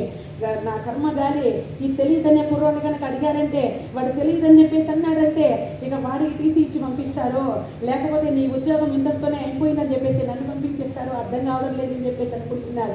సరే మాస్టర్ గారు అందరినీ అడుగుతున్నారు. ఈ హెడ్ మాస్టర్ గారు అందరినీ అడుగుతూ ఉండగా, మరి మాస్టర్ గారు అదృష్టమో ఈ పిల్లవాడు అదృష్టమో కానీ ప్రతి ఒక్కరిని అడిగారు కానీ తెలియదనే కుర్రోని మాత్రం మర్చిపోయినారు. ఈ మర్చిపోయిన తర్వాత అప్పుడు పాపం ఈయన గాలి పెంచుకున్నాడు. ఫోన్లే ఎలాగో వెళ్ళిపోతున్నారు కదా అని చెప్పేసి ఈయన హాయిగా ఉండేటప్పుడే ఈ తెలియదనే అబ్బాయికి పక్కన ఉండే పిల్లవాడికి నిన్నటి రోజున ఇద్దరికి గొడవ జరిగింది. ఏదో చిన్నపాటి గొడవ జరిగింది. ఈ వీడిని మాత్రం అడగలేదు, నన్ను మాత్రం హెడ్ మాస్టర్ గారు ఏదో క్వశ్చన్ అడిగారు కదా, మేమంతా సమాధానం చెప్పాము కదా అని చెప్పేసి ఈయన ఏం చేశారు, హెచ్ఎం సార్ గారు ఒక విషయం వెళ్ళారండి, మమ్మల్ని అందరినీ అడిగారు కదా, మరి వీడిని మాత్రం ఎందుకు అడగలేదు, వీడిని కూడా ఏదో ఒకటి అడిగేయండి అని చెప్పేసి అన్నారు. అనేటప్పటికల్లా సరే ఆయన వచ్చి అక్కడికి కూర్చున్నారు. ఏమంటాయి మాస్టర్ గారు, నేను అందరినీ అడిగాను కదా, నేను కాస్త అలసిపోయాను, కాళ్ళు కాస్త లాగేస్తుంది, నేను ఇక్కడే కూర్చుంటాను, మీరే ఏదో ఒకటి అడిగేసేయండి అని చెప్పేసి అన్నారు. అనేటప్పటికీ అప్పుడు ప్రాణం లేచొచ్చింది. ఒరే వ్యతిరేక పదాలు ఉన్నాయి కదరా, ఈ వ్యతిరేక పదాలలో తెలుసు అనే పదానికి వ్యతిరేక పదం ఏమిట్రా అన్నాడు. తెలియదు మాస్టారు. చాలా అద్భుతంగా చెప్పారండి మీ పిల్లలంతా, ఎంత ప్రయోజకులు అవుతారో అనండి అని చెప్పేసి ఈ హెడ్ మాస్టర్ గారు వెళ్ళిపోయారట. లాగా భగవంతుని కరుణ లేకపోయినా పర్వాలేదు కానీ గురువు ఆ అనుగ్రహం అనేటువంటి ఖచ్చితంగా ఉండాలట. మనకు తెలియకుండానే ఏదో ఒక విషయంలో గురువు గారి అనుగ్రహం అనేటువంటి మనకు కలుగుతుంది. ఆయన ఆశీర్వాదం అనేటువంటిది చాలా గొప్పది. కాబట్టి ఎక్కడ గురువులు కనిపించినా, మనకంటే చిన్నవాళ్ళు కావచ్చు పెద్దవాళ్ళు కావచ్చు, గురువులు కనిపిస్తే వాళ్ళకి పాదాభివందనం చేయడం మాత్రం ఎవ్వరూ కూడా మర్చిపోకూడదు. ఎందుకంటే ఈ సభలో చెప్పడానికి నాకైతే అర్హత లేదు, ఎందుకంటే ప్రతి ఒక్కరూ పెద్దవాళ్ళు. కనీసం మీ అనుభవం అంతా కూడా నాకు వయసు లేదు కాబట్టి ఏదైనా అన్యథ పొరపాటున మాత్రమే చెప్పి ఉంటే నన్ను మీ బిడ్డలాగా ఆదరించి ఆశీర్వదిస్తారని చెప్పేసి మనసారా ప్రార్థిస్తూ అందరూ ఒక్కసారి గట్టిగా భక్తులారా ఇందిరారమణ గోవింద గోవింద, ఆంజనేయ వరద గోవింద గోవింద, ప్రహ్లాద వరద గోవింద గోవింద. ఎప్పుడైతే మరి ఆ విధంగా ఆ గురువు గారి గురించి చాలా గొప్పగా చెప్పాడు. అలా గొప్పగా చెప్పి గురువుగారు మీ ఆశీర్వాదం అంతా కూడా నాకు ఇవ్వండి అనేటప్పటికీ విజయోస్తు అని చెప్పేసి ఆశీర్వదించారు. అలా ఆశీర్వదించి ఆ పక్కకు నిలబడ్డాడు. గురుదేవా, నన్ను పిలిపించినటువంటి కారణం ఏమిటో చెప్పండి స్వామి అనేటప్పటికీ మరి ఆ పరశురాముల వారు తెలియజేస్తున్నారు. తమ్ముని పెండ్లి కంబను వృధా కొని తెచ్చి పరిచయించినావు, తమ్ముని పెండ్లికి అంబను వృధా కొని తెచ్చి పరిచయించినావు, ఆమె అనాథయై ఏడ్చుచు ఆశ్రయమందే నన్ను, అపాయమగును ఆడుదాని నుసురాటిన, అపాయమగును ఆడుదాని నుసురాటిన,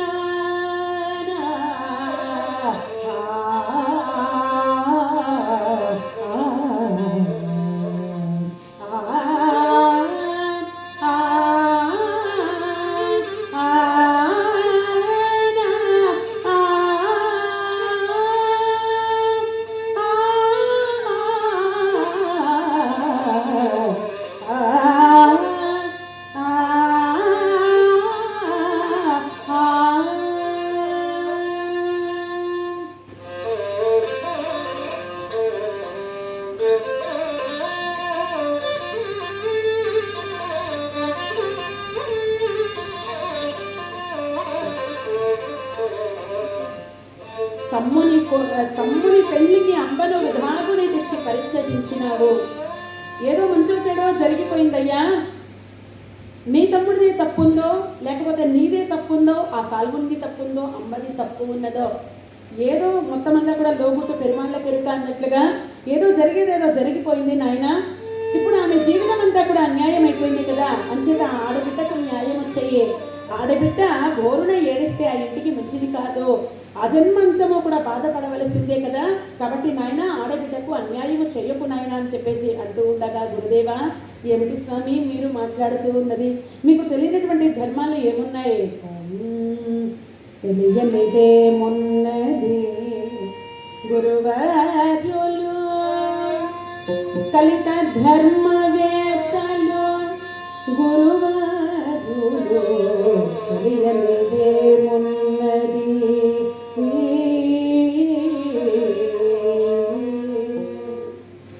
వలపు గలదు సాల్వునిపై తనకు, నేను సాల్వుని ప్రేమించాను, సాల్వుని తప్ప ఇంకెవరిని నేను పెళ్లి చేసుకోను అని చెప్పేసి నేను ఆమెను తీసుకొని వచ్చినటువంటి ఆ సమయంలో తెలియచేశాను.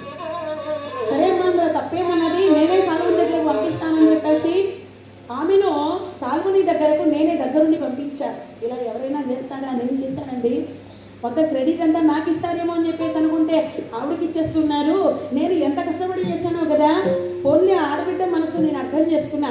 ఒక్క విషయం మీరు గమనించాలి గురుదేవా, నేను మీ దగ్గర ధనుర్విద్య నేర్చుకున్నా, అక్షరాభ్యాసం అంతా వశిష్ఠ మహర్షుల వారి దగ్గర నేర్చుకున్నా, బృహస్పతుల వారి దగ్గర మరి జ్యోతిష్ శాస్త్రం అంతా అభ్యసించాను, శుక్రనీతి అంతా శుక్రాచార్యుల వారి దగ్గర అభ్యసించాను.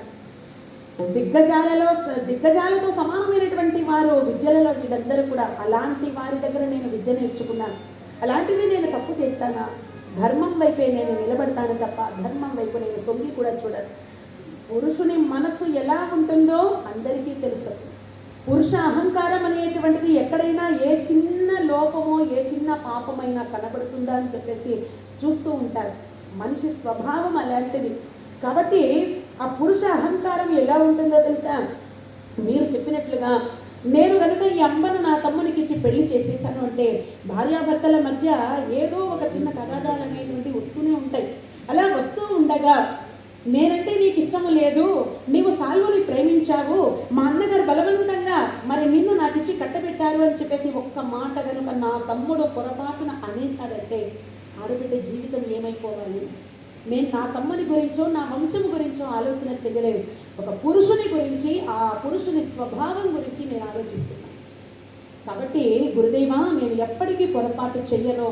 ఈ అమ్మ ఏమైపోయినా పర్వాలేదు స్వామి, నాకైతే అవసరం లేదు, నాకు సంబంధమే లేదు కదా అని చెప్పేసి అన్నారు. కాస్త మాట పెరిగిపోయింది. భీష్మ నా మాట వింటావా లేకపోతే యుద్ధానికి వస్తావా అని సార్. అది పొరపాటున అన్నారో లేకపోతే నిజంగానే వ్రాసిపెట్టి ఉన్నదో తెలియదు కదా, నాతో మాట్లాడతావా, మొత్తం అంతా కూడా నీవు అర్థం చేసుకొని ఆ అంబని తీసుకొని వచ్చి నీ తమ్మునికి ఇచ్చి పెళ్లి చేస్తావా లేక నాతో యుద్ధానికి వస్తావా అనేటప్పటికల్లా గురువు గారు ఎందుకు మీరు ఇలా మాట్లాడుతున్నారో అర్థం కావడం లేదు. సమధికాశ్రిత పక్షపాతమున యుక్తులంటేనే కానీ, సమధికాశ్రిత పక్షపాతమున యుక్తులంటేనే కానీ భృగోత్తములు పుత్రునితో సమానమైన వాడను నేను, నా తోడ యుద్ధము చేయదగునే గురుదేవా. యుద్ధము వచ్చినను నేను జయము పేర్కాటిన ఏని లోకులు కాకులై గేలి చెయ్యరే.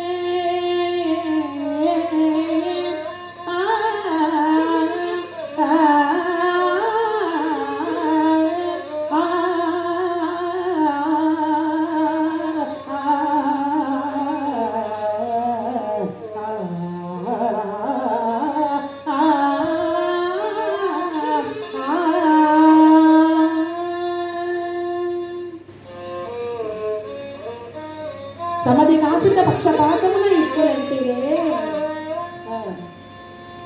సమధికాశ్రిత పక్షపాతమున యుక్తులంటిరే కానీ నన్నంటే మీరు ఎప్పుడూ నన్ను శిష్యునిగా చూడలేదు, ఒక కొడుకుగానే చూశారు.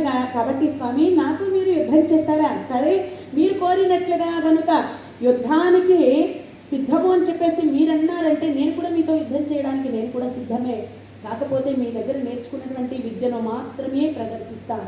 ముందుగానే మాట ఇచ్చేశాను, మీ దగ్గర నేర్చుకున్నటువంటి విద్యను మాత్రమే నేను ప్రదర్శిస్తాను గురుదేవా. ఆ విద్యలో కూడా విజయం అనేటువంటిది నన్నే వరించుగాక అని చెప్పేసి మీరు రావడంతోనే నాకు ఆశీర్వాదం అంతా కూడా ఇచ్చేశారు. 75% విజయం అనేటువంటి మొత్తం అంతా ఆశీర్వాదాలు నా అకౌంట్లో పడిపోయింది స్వామి, కాబట్టి విజయం నన్నే వరిస్తుంది అని చెప్పేసి అన్నారు. రే నిన్ను వరించడం ఏమిట్రా భీష్మ, పిచ్చివాడిలా మాట్లాడుతున్నావే, నా బలము గురించి, నా బలగము గురించి, నా శక్తి గురించి నీకు తెలియదా? తెలుసు గురువు గారు, మరి తెలిసి ఇలా మాట్లాడుతున్నావా? 21 క్షత్రియులను ఓడించరా? ఆపండి గురువు గారు, ఆపండి.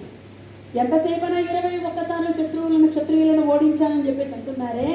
21 మీరు క్షత్రియులను ఓడించినప్పుడు ఈ భీష్ముడు అనేటువంటి వాడు భూమి మీద ఇంకా పుట్టనప్పుడు మీరు ఎన్నో చేశారు. భీష్ముడు పుట్టిన తర్వాత మీరు ఏ క్షత్రియుల మీద దండెత్తుకుని వెళ్ళారు? ఈ రికార్డ్స్ అయితే ఉంటే బయటకు తీయండి. అంతకు ముందు జరిగిన రికార్డ్స్లన్నీ చెప్తున్నారు కదా, నేను పుట్టిన తర్వాత మీరు ఎవరినైనా ఓడించారా అని చెప్పేసి అంటే అప్పుడు మౌనంగానే ఉన్నారు. చూడు భీష్మ, మనమేమి మాట పెరిగి పోటీలు పెట్టుకోవడం లేదయ్యా, ఇక్కడ ఏదో విద్యా ప్రదర్శన జరగడం లేదు. నా మాట విని ఆడబిడ్డకు న్యాయం చేయి. కుదరదు గురువు గారు, అయితే నాతో యుద్ధానికి రా. చాలా కఠినంగా చెప్పేశారు. యుద్ధానికి రా అంటే దానికి కూడా నేను సిద్ధమే గురువు గారు, నేను ధర్మం వైపే నిలబడతాను, అది కూడా మీ శిష్యుడు కానీ నేను పేరు గడిస్తానే తప్ప అధర్మానికి మాత్రము నేను ఎప్పటికీ తల వంచను గురుదేవా అని చెప్పి గురువుగారి ఆశీస్సులు తీసుకుని పిల్లగా సత్యవతి దగ్గరికి వెళ్ళారు. వయసులో చిన్నది అయినా ఆవిడ తల్లి కాబట్టి ఆమె ఆశీర్వాదం కూడా తీసుకున్నారు. రథం మీద నిలబడ్డారు ఈ భీష్మాచార్యుల వారు. గురుదేవా, మీరు నేల మీద నిలబడము, నేను రథం మీద నిలబడి యుద్ధం చేయడం ధర్మం కాదు కదా, కాబట్టి మరి మీరేమైనా రథము మీద నిలబడతారా, నన్ను నేల మీదకు రమ్మంటారా అనేటప్పటికల్లా మరి వెంటనే నాకు రథం ఎక్కడిదయ్యా, వెంటనే తెప్పించేశారు భీష్మాచార్యుల వారి రథం అంతా కూడా. ఇద్దరు ఎదురుగా ఆ రథాల మీద నిలబడ్డారు.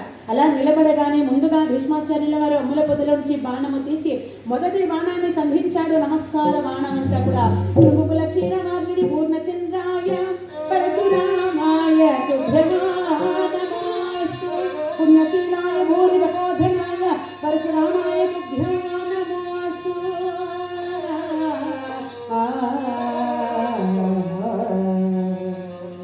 ఒకసారిగా గురువు గారికి నమస్కారం చేశారు.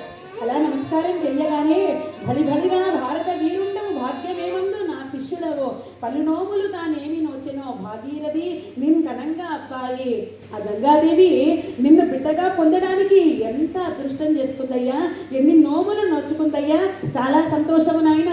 విజయోస్తు దిగ్విజయోస్తు మళ్ళీ ఆశీర్వదించేశారు. విజయము నిన్ను వరించుగా కానీ ఆశీస్సులంతా కూడా అందజేశారు. అటు తర్వాత యుద్ధం అనేటువంటి ప్రారంభమైంది.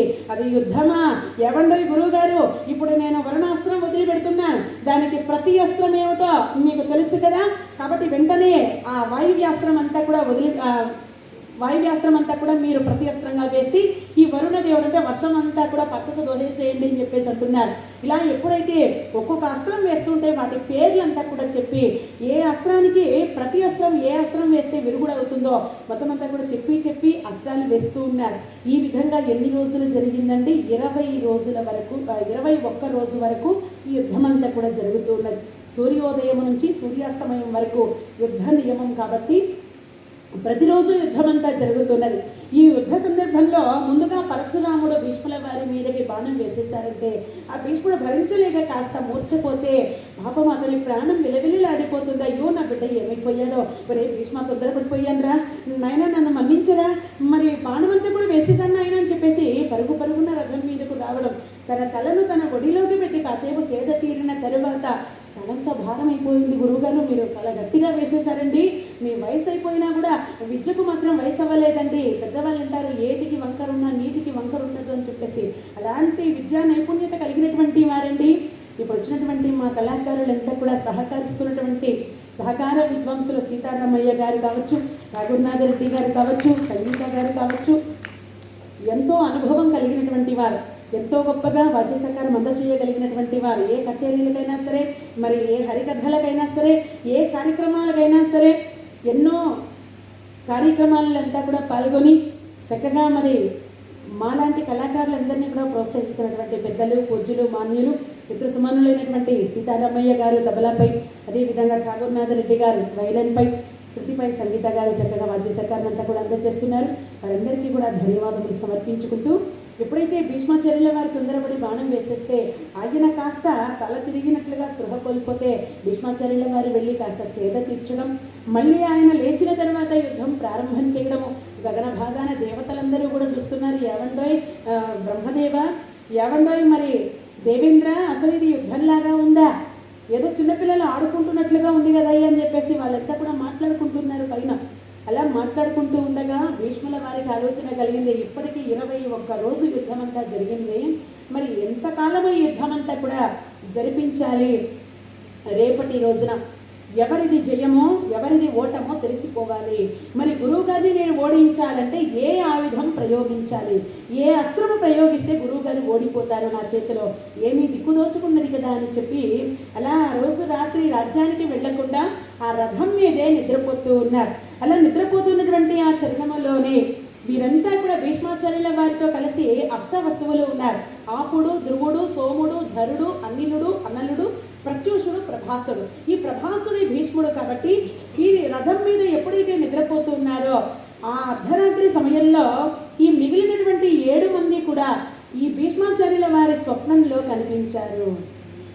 గంగ కొడుకు మోర్చిల్ల చేయ భాగవడు కలిసి గంగ కొడుకు మోర్చిల్ల చేయ భాగవడు కలిసి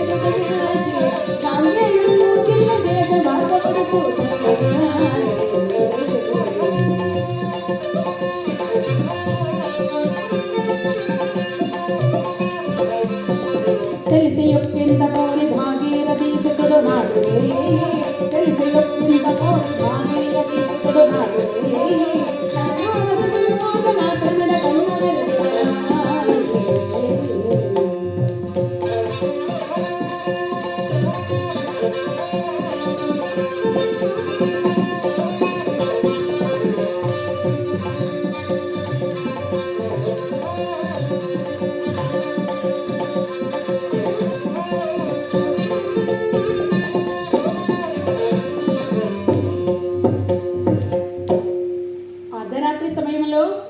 భీష్మాచార్యుల వారి అన్నలు 7 మంది కూడా ప్రత్యక్షమయ్యారు.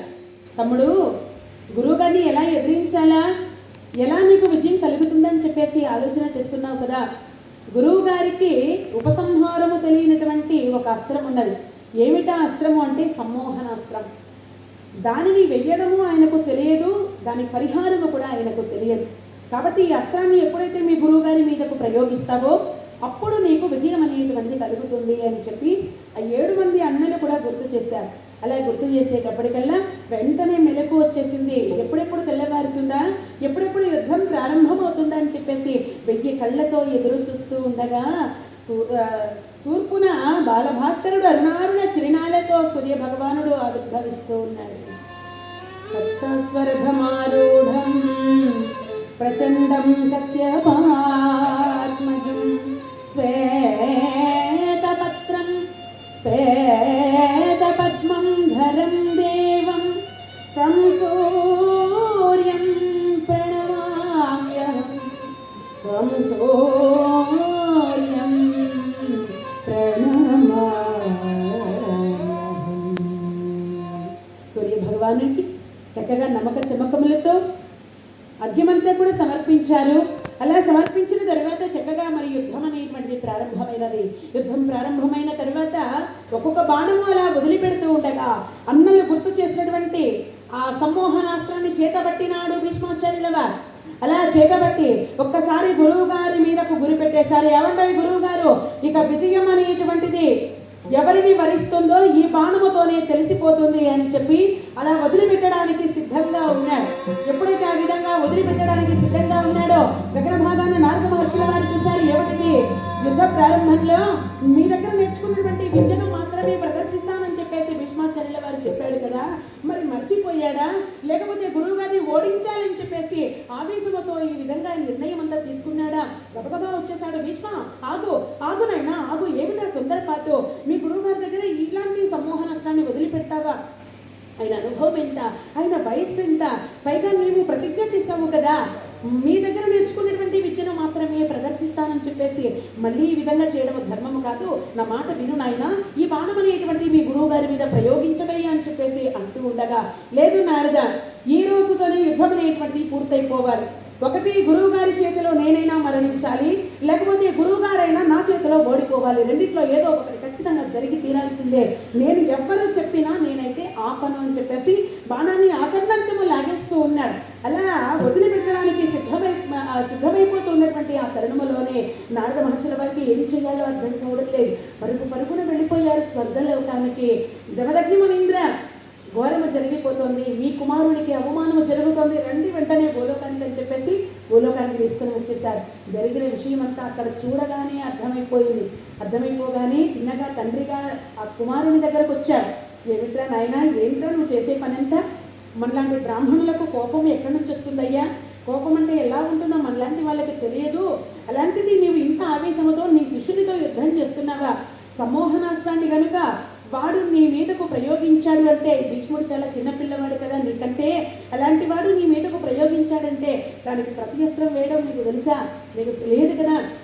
నా మాట విను నాయన, ఇప్పటికే నీవు అలసిపోయి ఉన్నావు. నేను మరణించానని, నేను స్వర్గానికి వెళ్ళిపోయానని నీ తల్లి బాధలు చూడలేక క్షత్రియులతో యుద్ధం చేశావు కదయ్యా, ఇప్పటికే చాలు నాయన, ఇక నీవు శాంతించవయ్యా అని చెప్పేసి అంటూ ఉండగా వెంటనే మరి ఆ చేతిలో ఉన్నటువంటి అస్త్రములంతా పక్కన పెట్టేశారు.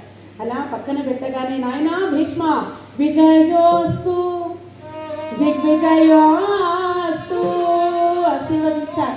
వెంటనే ఆ బాణములన్నీ అలా పక్కకు పడేశాడు. పరిగెట్టుకుంటూ వచ్చేసాడు. గురువుగారు నన్ను క్షమించండి, గురువుగారు ఇప్పుడు నన్ను క్షమించండి అని అడుగుతున్నావురా క్లైమాక్స్లో.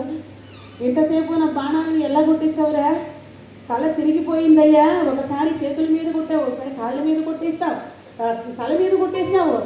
ఇన్ని దెబ్బలు తగులుతూ ఉన్నా ఏదో బాధపడ్డావనుకో, దానికి కాదని లేదు. ఇప్పుడు మళ్ళీ క్షమాపణ అడుగుతున్నవారా? పోనీలే నాయనా, ఇప్పటికైనా నువ్వు నా దగ్గరకు వచ్చావు, నాకంటే అంతకంటే ఏం కావాలి నాయనా, విజయోస్తు విజయోస్తు అని చెప్పేసి ఆశీర్వదించారు.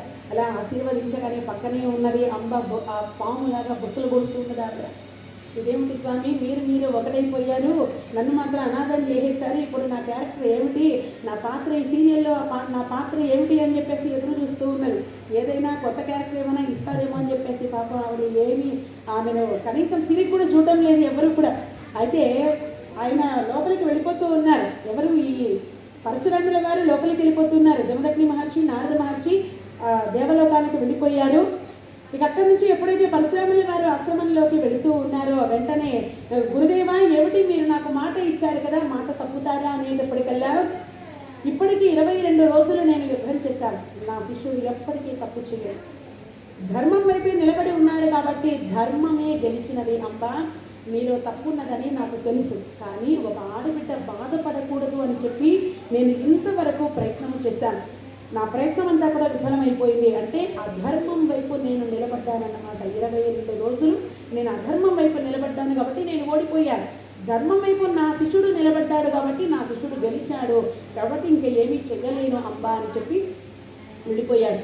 వెళ్ళిపోగానే ఆ గురువు గారి మీద గెలిచి విజయాన్ని సాధించి సంతోషంగా వెళుతూ ఉన్నాడు భీష్మాచార్యుల వారు.